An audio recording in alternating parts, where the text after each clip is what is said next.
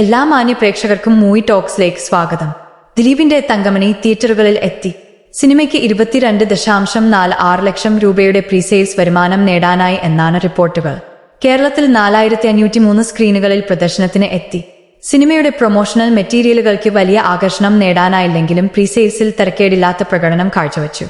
ഏകദേശം 427 ഷോകളിൽ നിന്നായി 20.33 ലക്ഷം രൂപ നേടിയ പ്രേമലൂനെ മറികടക്കാൻ ദിലീപ് ചിത്രത്തിനായി 692 ഷോകളിലായി ഏകദേശം 50.79 ലക്ഷം രൂപയുടെ പ്രീസെയിൽസ് ബിസിനസ്സുമായി മഞ്ഞുമ്മൽ ബോയ്സ് ആണ് മുന്നിൽ.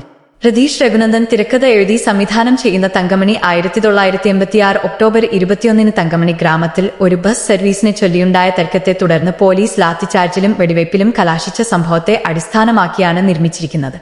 നീതപിള്ള, പ്രണീത സുഭാഷ് എന്നിവരാണ് നായികമാർ.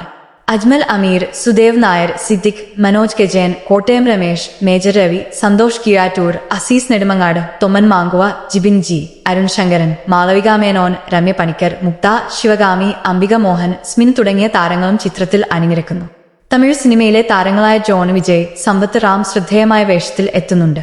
സൂപ്പർ ഗുഡ് ഫിലിംസിന്റെ ബാനറിൽ RB ചൗധരി, ഇഫാർ മീഡിയയുടെ ബാനറിൽ റാഫി മദിര എന്നിവർ ചേർന്നാണ് ചിത്രം നിർമ്മിക്കുന്നത്.